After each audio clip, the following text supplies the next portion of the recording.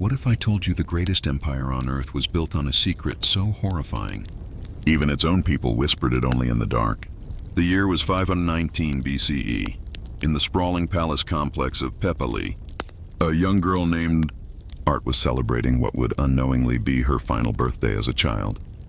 She was 12 years old, the daughter of the most powerful man on earth, heir to luxuries that most could only dream of. Golden bangles jingled on her wrists, silk from far. Offlands draped her shoulders, and servants hovered around her, ready to fulfill her every whim. From the outside looking in, her life was pure perfection. Privilege, protection, and luxury, all rolled into one.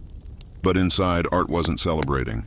She sat in the women's quarters, hands shaking as her mother carefully applied ceremonial makeup, like she was performing a sacred ritual. Dark kohl lined her eyes, making them look bigger, more grown up. Rouge painted her lips deep crimson, and perfumed oils were massaged into her skin until she shined like a polished statue. Every brushstroke, every touch was deliberate trance, forming her from a child into something else. Her mother didn't say a word. Her face was a mask of control, hiding any hint of the storm brewing underneath. When the preparations were done, she stepped back and studied Art like she was memorizing every detail of her daughter's face. Then came the words that would haunt Art forever. Tonight your father will summon you. You will go to his chambers. You will do whatever he requires. No fear, no resistance, no emotion except gratitude. You understand? Art nodded, though she didn't fully grasp what was coming. She'd watched older sisters disappear from the women's quarters at a certain age, only to return hours or sometimes days later, their eyes carrying something broken. She had seen the pattern repeat itself, cold and mechanical. But she thought she was his daughter. That should mean some protection, right? Some line even absolute power wouldn't cross. What Art didn't know was that she was about to enter a system so twisted, so corrupt it would shock even Persia's enemies. When they eventually learned the truth, being the daughter of Xerxes, the king of kings, ruler of an empire stretching from the Mediterranean to India, offered zero protection from a man who claimed dominion over every living soul in his borders. Hit that subscribe button now, because what you're about to see will change how you think about power, corruption, and how far humans can sink when they're handed absolute authority. This isn't just ancient history. It's a case study in how civilizations can normalize the unthinkable if it serves the people in charge. Comment below what you already know about the Persian Empire, because I promise you the reality inside those palace walls will shatter every assumption you've had about royalty. Before we get to the horror of what Xerxes did to his daughters, we need to understand the man himself and the empire that made him untouchable. Xerxes was born into the bloodline of kings, son of Darius the Great, grandson of Cyrus the Conqueror, the guy who built the Persian Empire through military genius and ruthless expansion. Born in 518 BC, Xerxes inherited an empire spanning 3 continents and controlling the lives of millions. But being a Persian king wasn't just about political clout. These guys claimed direct descent from Ahuri, the supreme deity of their Zoroastrian faith. Not metaphorically, literally. They believed royal blood had divine essence. Kings were gods walking among mortals and their desires were sacred commandments no one could question. Basically, if the king wanted something, it was automatically right. When Darius died in 186 BC, Xerxes had to fight for his throne. Persian succession wasn't automatic. You had to prove divine favor, outmaneuver rivals, and, well, make some of them disappear. Xerxes had older half-brothers with legit claims, but he had 2 big advantages. His mom, Atassa, was Cyrus the Great's daughter, giving him the purest royal bloodline, and he was ruthless, ready to crush anyone in his way. After a brutal 2-year power struggle filled with mysterious accidents and vanished rivals, Xerxes became the undisputed king of kings in 484 BC, but there was one big shadow hanging over him. His dad had failed spectacularly in Greece at Marathon in 490 BC. Persian invincibility, not so much. If kings were gods, how could mortals beat them? Xerxes was obsessed with answering that question, and he planned to do it in the biggest, most over-the-top military campaign the world had ever seen. While building bridges across the Hellespont and organizing armies that numbered in the hundreds of thousands, Xerxes was also consolidating power at home. He inherited hundreds of women from his dad's harem, but that wasn't enough. He also claimed his own daughters. Sure, it wasn't entirely unheard of for Persian kings to sleep with family, but Xerxes made it a full-on system. What had once been an occasional hush-hush thing became routine, expected and justified by religion. If royal blood was divine, keeping it pure meant extreme measures. In Xerxes' world, keeping royal blood pure wasn't just a rule. It was an obsession. Brothers married sisters. Fathers could claim daughters. All to keep the divine essence locked in the tiniest possible circle, instead of diluting it with marriages to commoners or nobles who didn't have direct royal blood. But let's be real. This complicated religious explanation was just a cover-up for something far darker. Xerxes claimed his daughters simply because he could. Absolute power meant that nobody, not even his own children, was beyond his reach. Showing control over his own family sent a crystal-clear message. Resisting the king's will was impossible even for those who shared his blood. Persian culture already gave fathers insane authority over their kids, especially daughters, who were primarily seen as tools for political alliances and reproduction. But Xerxes didn't stop at marriage arrangements. He took that authority to the extreme, using his daughters' bodies for his own desires before deciding how to deploy them for political gain. Girls in Xerxes' palace learned this slowly, like a creeping horror. They watched older sisters disappear from the women's quarters at puberty, understanding without anyone spelling it out that the same fate awaited them. Some mothers tried to prep their daughters, carefully using euphemisms and teaching survival strategies. Others stayed silent, either hoping ignorance might protect their kids or simply because words failed. The palace Anuch, the eunuchs who ran the harem, were masters at preparing princesses for the king's attention. They knew exactly how Xerxes liked his daughters presented, bathed until their skin gleamed, scented with oils that pleased his senses, dressed in clothes that revealed more than they covered, styled to make them look older than they were. When a daughter was summoned, it followed a ritualized pattern designed to turn childhood innocence into something else entirely. Cosmetics were applied with meticulous precision. Jewelry was chosen to emphasize emerging curves, and fabrics were selected to move in ways that captured the king's attention. Every detail was calculated to maintain the illusion that this horrifying process was somehow natural and appropriate. This psychological prep was just as brutal as the physical. Daughters were coached on proper behavior, trained to show excitement instead of fear, and taught to express gratitude for royal attention. They were reminded over and over. Their bodies existed to serve the king. Resistance was forbidden, and refusal could bring consequences not only for themselves, but for their mothers and siblings. What's chilling is how systematic this all was. Xerxes' abuse wasn't some uncontrollable impulse. It was a fully institutionalized system supported by ritual, justified by religion, and normalized within the court. The daughters had no advocates, no protection, no escape. Their mothers were powerless, bound to the same king who ruled their lives. The eunuchs served only the king. Nobles who might have spoken up were either complicit in similar acts or too scared to risk challenging the king. What went on behind the closed doors of Xerxes' chambers remains mostly hidden, but scraps of testimony from court officials, diplomatic letters, and references in Greek accounts give enough detail. Xerxes treated his daughters like concubines or slaves, ignoring their age, family ties, or capacity to understand what was happening. The aftermath was always the same. Girls returned broken, innocence destroyed, trauma marking them for life. Some withdrew entirely. Others survived through dissociation, mentally, separating themselves from their bodies. A few convinced themselves it was normal or even honorable. But all were damaged, and all understood their suffering had only just begun. The horror didn't end with the first encounter. Daughters who survived soon realized they weren't being protected. They were assets to be used over and over until the king chose to discard them for political gain. Some were summoned regularly, rotating in the king's system of available women. They'd get the dreaded notice from a palace, Anuch, knowing they had hours to prepare for another encounter.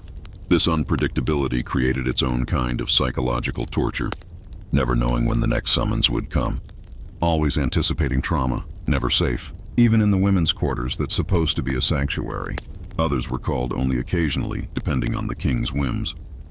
The uncertainty, did I anger him? Did I fall from favor? Haunted them endlessly, preventing closure or recovery. The most devastating part of Xerxes' system, how it shattered the father-daughter bond. These girls couldn't seek comfort from their father, because the man who should have been their protector had become their biggest threat. To survive, many developed extreme psychological coping mechanisms. Some dissociated completely during encounters, mentally leaving their bodies, retreating into private inner worlds.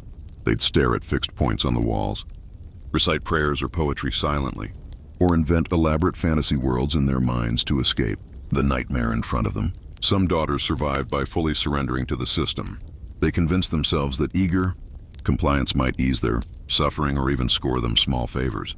Hoping that performing perfectly could make future encounters less brutal, they studied their father obsessively, learning every preference, every way to present themselves that might keep him satisfied. A few tried a different approach, maintaining some sense of control by framing themselves as willing participants rather than victims. They told themselves their service was a duty as princesses, that enduring suffering was for the greater good of the empire, that their sacrifices supported political stability. This mental reframing gave them a shred of dignity and purpose, but it came at the cost of facing the grim reality of what was happening. Then there were the daughters who broke completely. These girls became catatonic, refusing food, refusing to speak, staring blankly for hours. Palace physicians were called, but with zero understanding of trauma or its psychological toll. Treatments were primitive. Bloodletting, herbal remedies, prayers, none of it addressed the devastation inside. And when daughters collapsed mentally, it created a problem for Xerxes. A princess who couldn't function properly reflected poorly on royal power, implying that the king's divine authority wasn't absolute.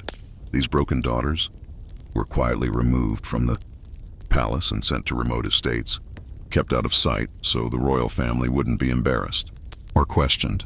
The court culture around Xerxes' abuse shows how institutions can normalize the unimaginable when it serves the powerful. Palace officials developed schedules for the king's access to his daughters, balancing his whims with practical concerns like recovery time between encounters. Anak became experts at reading the king's moods and picking the daughter most likely to satisfy him each night. Medical staff learned to treat injuries and trauma discreetly, avoiding records that could raise embarrassing questions. They became complicit in abuse through their professionalism, managing the aftermath without ever questioning the system. Even mothers trapped in the same harem system were forced into silence, participating in preparations they knew were horrifying because their survival and that of their other children depended on maintaining the illusion that it was all acceptable.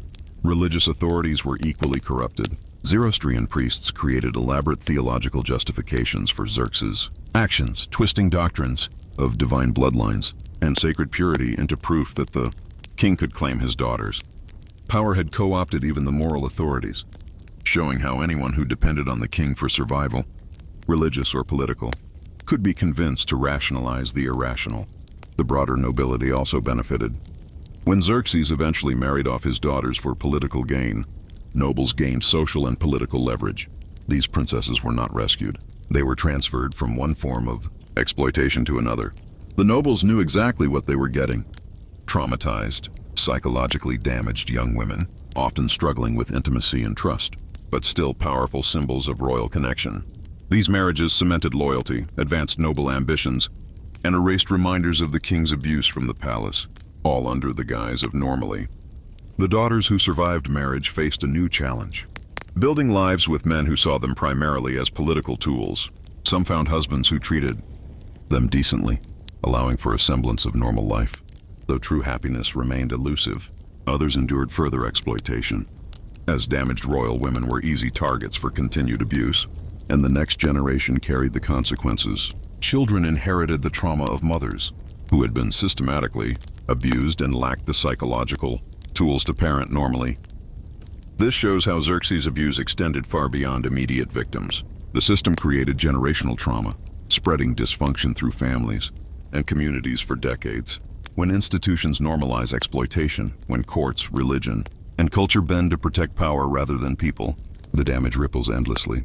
The scale of corruption grew even more apparent during Xerxes' military campaigns, especially his massive invasion of Greece.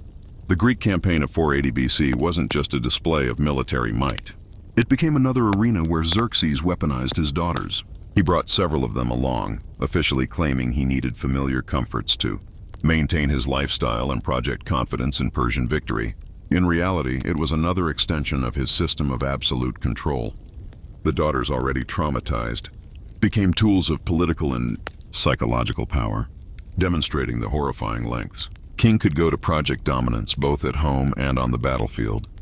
Some daughters survived by fully submitting, convincing themselves that eager compliance might ease their suffering or even earn favors that could be leveraged later. They obsessively studied every nuance of their father's preferences, figuring out exactly how to present themselves to keep him satisfied. A few tried a different approach, maintaining a sense of control by convincing themselves they were willing participants rather than victims. They told themselves serving their father's desires was their duty as princesses, that enduring this torment was a noble sacrifice for the stability of the empire. This mental reframing preserved a bit of dignity and purpose, but at the cost of facing the brutal reality of their situation. Tragically, some daughters didn't survive psychologically. They broke completely, becoming catatonic, refusing to eat or speak, staring blankly for hours. Palace physicians were summoned, but they had no clue about trauma. Their treatments were primitive, bloodletting, herbal remedies, prayers. None of it addressed the real damage. A princess who collapsed posed a problem for Xerxes. A non-functioning daughter undermined the image of divine authority, suggesting the king's power wasn't absolute. These broken daughters were quietly sent to remote estates, hidden from public view, so the royal family wouldn't be embarrassed or questioned. The court culture around Xerxes' abuse shows how institutions can normalize the unthinkable when it serves the powerful. Officials created schedules for the king's access to his daughters, balancing his whims with practical concerns like recovery time between encounters, and became experts at reading his moods and predicting which daughter would satisfy him most on any given night. Medical staff learned to treat injuries and psychological trauma discreetly, avoiding any documentation that might create problems. Through competence alone, they became complicit in systematic abuse. Even mothers themselves, victims, were forced into silence, participating in preparations, because their survival and that of their other children depended on maintaining the illusion that everything was acceptable. Religious authorities were just as corrupted. Zoroastrian priests created intricate theological arguments to justify the king's claims over his daughters, weaving ideas of divine blood, sacred purity, and royal prerogative into proof. That abuse was not only permitted but mandated. Power had co-opted the moral institutions themselves, proving that even religious leaders could rationalize the unjustifiable when their lives depended on royal favor. The Persian nobility also benefited. When Xerxes disposed of daughters through political marriages, ambitious nobles gained social and political leverage. These princesses weren't rescued. They were shifted from one form of exploitation to another. Nobles knew these young women were traumatized, psychologically scarred, and would struggle with trust and intimacy. Yet marrying a king's daughter, even a damaged one, offered immense social and political perks, far outweighing personal complications. These marriages weren't about saving anyone. They were the final stage of a process that had begun in childhood, completing the transformation of human beings with inherent worth into political tools. Surviving daughters faced the challenge of building relationships with men who primarily saw them as assets. Some found husbands who treated them decently, creating lives that resembled normally, though real happiness remained elusive. Others encountered further exploitation, as damaged women were easy targets for ongoing abuse. The trauma extended to the next generation. Children born to these princesses inherited the psychological burdens of mothers who had been systematically abused, lacking the tools to parent effectively. Xerxes' practices didn't just harm his daughters. They created cycles of dysfunction that rippled through Persian noble families for decades after his death. When a system normalizes exploitation, develops protocols for abuse rather than prevention, and corrupts religion and culture to justify the unjustifiable, the devastation spreads for generations. This institutional corruption became even more stark during Xerxes' massive military campaigns, especially the invasion of Greece in 480 BC.